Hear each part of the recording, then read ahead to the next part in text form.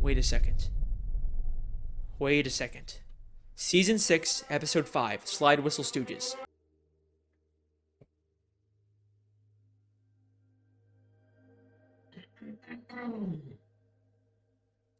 Well, I think it's time that I start ruining your childhood.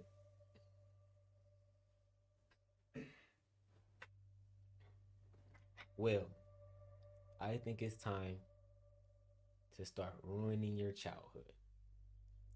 And I'm going to start off like this. This is a new series I will be bringing to the channel, where I sit here and we're going to nitpick at every little thing that the cartoons we used to watch didn't really pay attention to.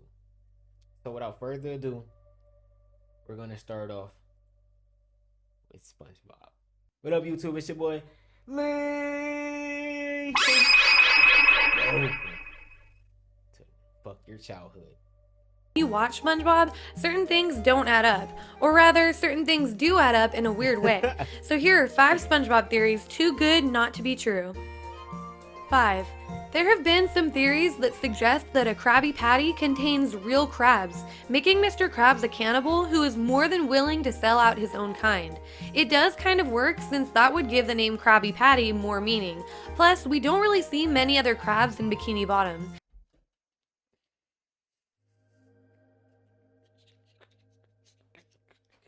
So he out here just cooking his own people just to get a couple of bucks. This theory was confirmed when Nickelodeon posted the secret Krabby Patty formula online.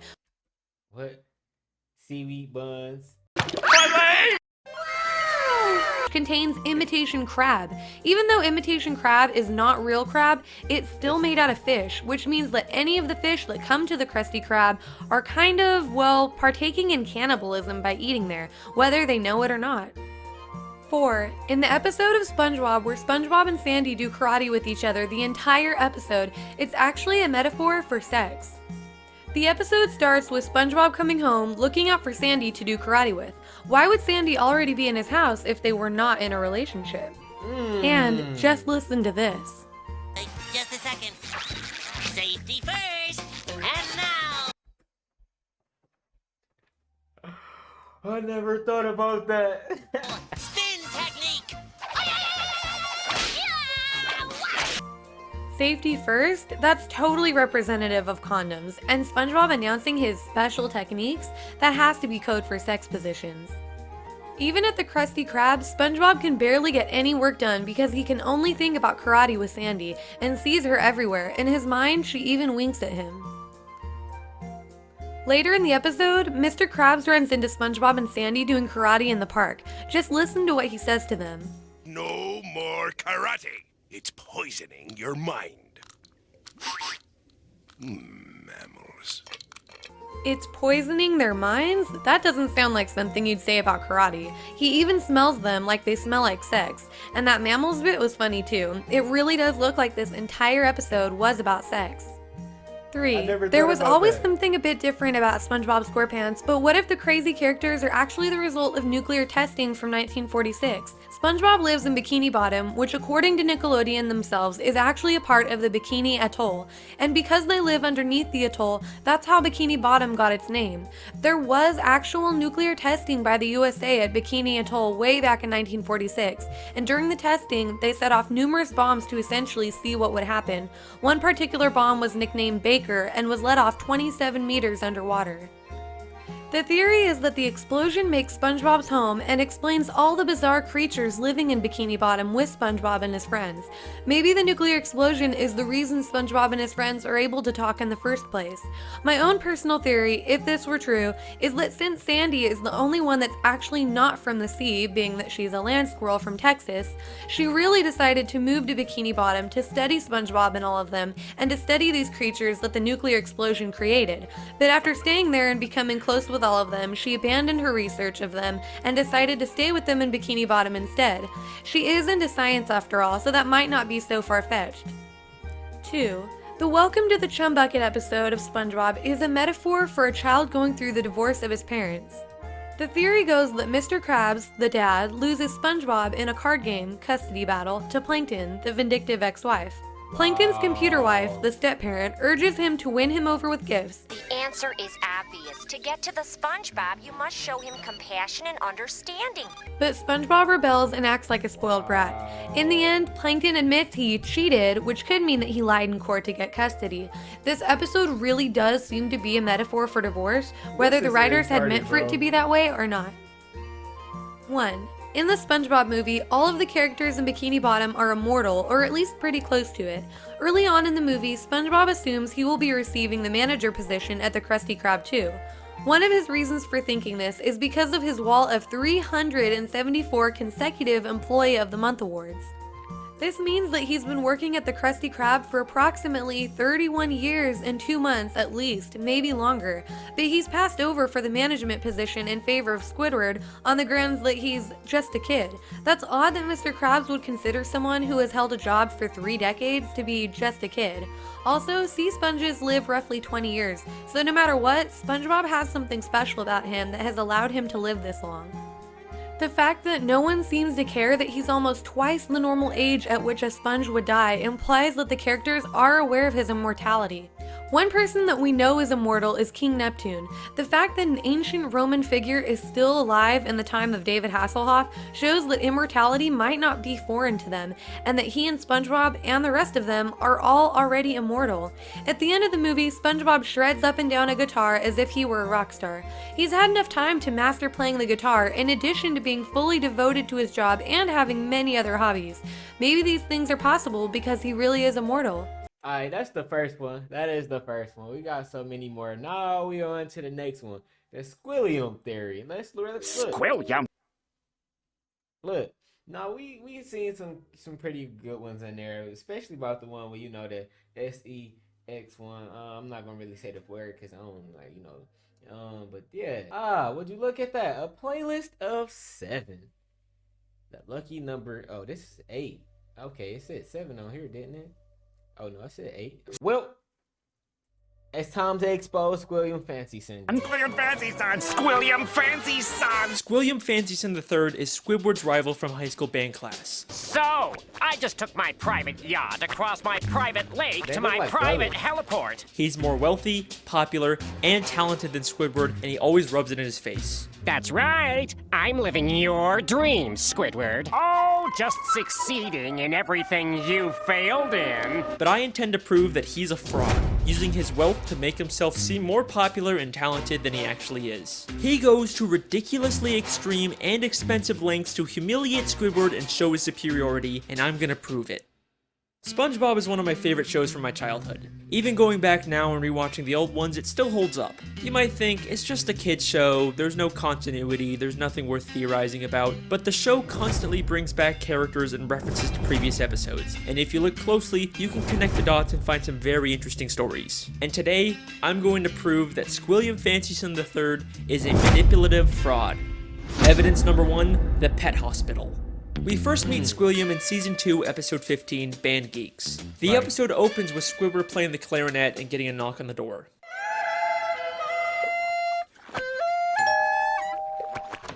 Yeah, we're with the pet hospital down the street, and I understand you have a dying animal on the premises.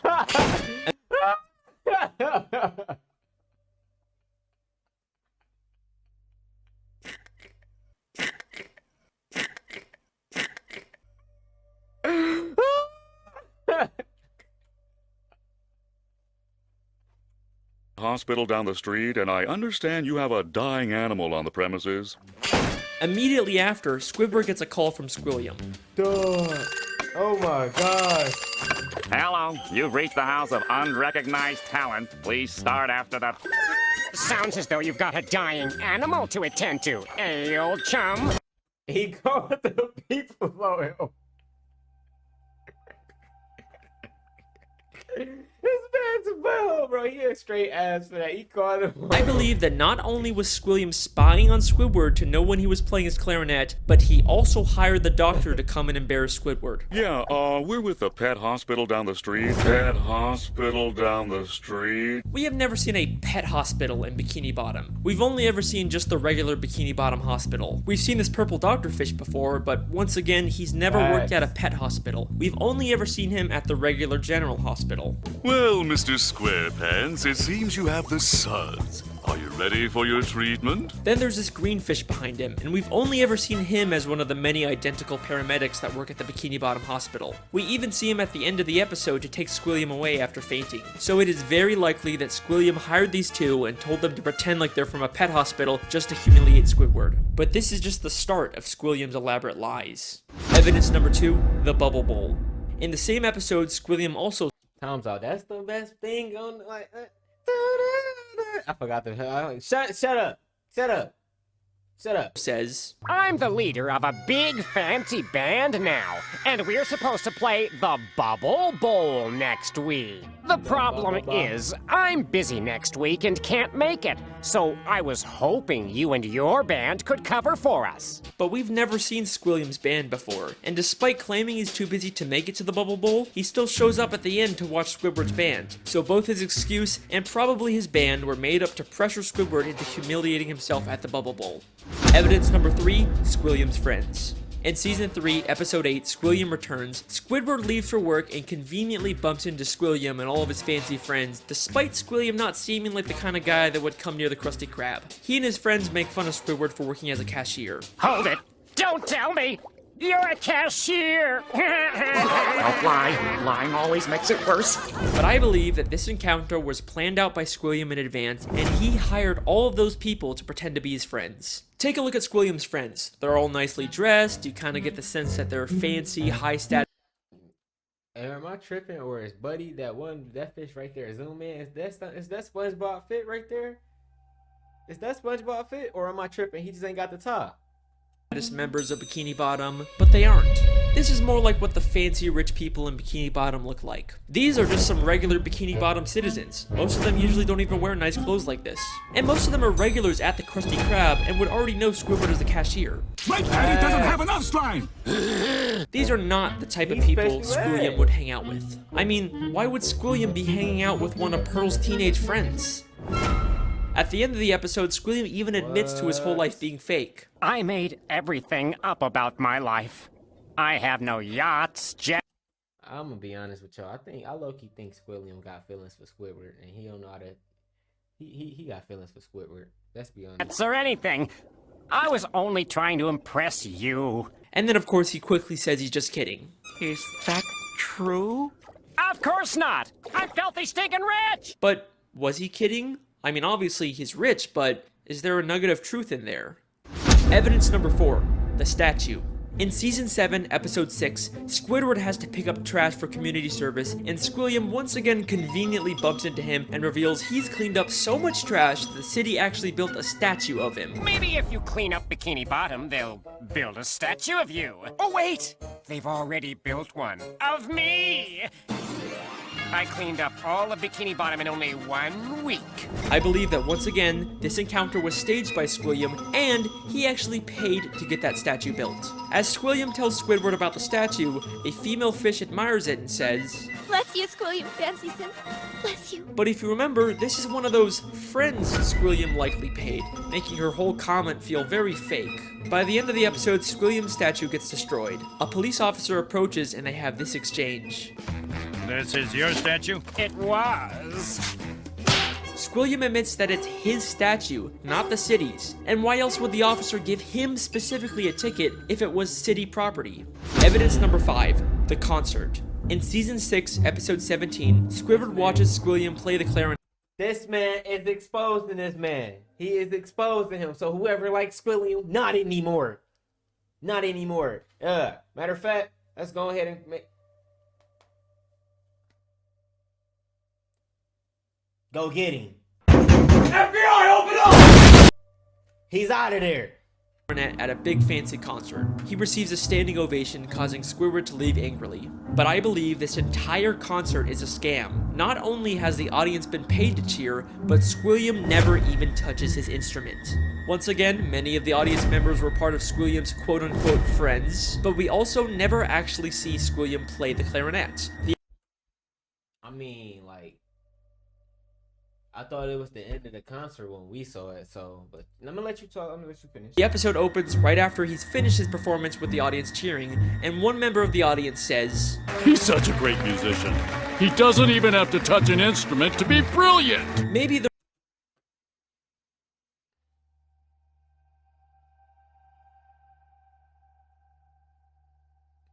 This narrator got a point. I don't know. He did his homework. He was doing his homework. Squilliam my op. The real reason Squidward leaves so angrily is because the audience cheered for Squilliam even though he never even touched his clarinet. Maybe Squilliam is just as bad as Squidward at the clarinet and he's trying to hide it. Squilliam has gone to some pretty extreme lengths just to humiliate Squidward, but nothing, and I mean nothing, compares to what he does next. Evidence number 6. The music college. Okay. In the same episode, after Squidward leaves the concert, he's approached by the headmistress of the Bikini Bottom prestigious music college. Aren't you the esteemed Squilliam Fancyson III, who we all came here to see perform tonight? She mistakes him for Squilliam and offers him a position as a professor. Squidward pretends to be Squilliam and teaches a class, only for the police to burst in and arrest him, all while he's being filmed on live TV. And I believe that this is Squilliam's most elaborate and most expensive scheme to destroy Squidward both publicly and legally. This encounter where Squidward gets offered a job is already suspiciously convenient, but listen closely to their exchange. I'm Squilliam Fancyson. But didn't you just say a minute ago that your name was Squidward Q Tentacles? It is. No, I mean, no, I didn't. Well, that's a relief. I mean, what kind of a moron would go to their worst enemy's music recital? What kind of moron would go to their own enemy's music recital? How did she know that? How did she know that? She has set up this. How does she know that Squidward and Squilliam are enemies? If she knew who Squidward was, then why didn't she recognize him? Why would she mistake him for Squilliam? This feels way too much like she was hired by Squilliam to set a trap for Squidward. And if that's not enough, the headmistress's associate is literally just a guy from the paid audience wearing a disguise. He just threw on some glasses to seem smart. Squilliam knew that Squidward couldn't resist the opportunity to teach a music class, even if it meant breaking the law. My very own music class. Then we get to the Bikini Bottom prestigious music college, and right off the bat, there's something very fishy about this place. The building itself is very green and grimy and has a very cheap metal look. Nothing about this says prestigious except for the big sign on top, which feels like the only new thing about this building. I think there is a very good chance that Squilliam just bought some old warehouse, then stuck a sign and some paint on it to disguise it as a college. I mean, look at these other schools in Bikini Bottom. They all have a very nice structure and a paint job, but this prestigious music college looks like a dumpster. Going into the classroom, not only does it have another one of Squilliam's friends, but if this is such a prestigious college, how did SpongeBob and Patrick get in here? Would you two numbskulls mind telling me what you're doing in music class anyway? Sure. Patrick's New Year's resolution was to learn to play an instrument. They say it was their New Year's resolution to take a music class, but you'd think it'd be harder for them to get into an esteemed music school if they just decided to go to it on a whim. Seems like they're just letting in anyone to sell this ruse. Then, both the police, Squilliam and the headmistress, and a live news broadcast show up at the same time to arrest Squidward for impersonating Squilliam. If the extremely coincidental fact that all of these people suddenly showed up at the same time isn't enough for you to believe that Squilliam set it all up, I've got something that's going to blow your mind. Squilliam literally has the police working for him. Squidward Q Tentacles, I'm placing you under arrest for impersonating a genius. If that doesn't sound like he's been paid off, I don't know what does. The lengths that Squilliam goes to humiliate Squidward are insane. He literally builds statues and entire buildings just to make Squidward feel inferior. But why? Why would anyone go so far to embarrass an old high school band classmate? What happened between them? What could have caused this extreme level of dedication? Well, unfortunately, we never really get much information on their past. I've spent hours reading through the SpongeBob Wikipedia and looking at old episodes, and there really just isn't any clues that would explain their weird relationship. I guess we can't solve everything, but either way, that's my theory. Thank you so much for listening. I really hope you guys enjoyed. I'll see you next time. Wait a second. Season 6, Episode 5, Slide Whistle Stooges. Okay. Just a normal episode where SpongeBob and Patrick annoy Squidward. Nothing really out of the ordinary. Except I have one question about this episode. Why does Squidward have Squilliam's robe? That is clearly not the purple robe he usually wears. That is Squilliam Fancyson III's robe. Why would Squidward have this? Unless they were more than just classmates. What did I say? What did I say? What did I say? Dating? No What way. did I That's say? not possible. There's no evidence to support that. Right? Don't be intimidated, Squidward. Try to imagine him in his underwear. Oh no, he's hot! No. It can't be. I mean, what kind of a moron would go to their worst enemy's music recital? It's been right in front of us this whole time. Our sources last saw Evil harassing teenagers up at Makeout Reef. Makeout Reef. Good times, good times. Voted most likely to suck eggs in high school. Holy shit!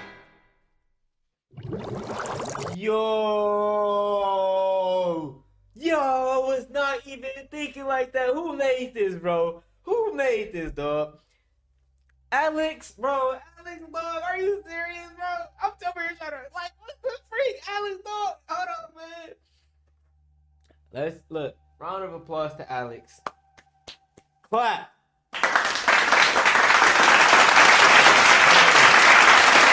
Not even thinking nothing like this at all. I didn't. But didn't I say that? Didn't I say they feel like the energy they give off is like a petty ex type energy. You feel me? That's the exact energy I was getting from that, like the connection. Like, okay, and you know who it was? That Squidward broke up with Squilliam or something like that. It had to be something like that, bro. Like, anyways, look, I hope you guys enjoyed. I like I said, every cartoon, and we starting with this one. Now we got a couple of more to go, and it's a lot of cartoons out here. And if I see anyone trying to take my we're gonna have some issues. I hope you guys enjoy. Make sure to leave a like, comment, and subscribe to That Is Your Shinobi. Until next time, I can't.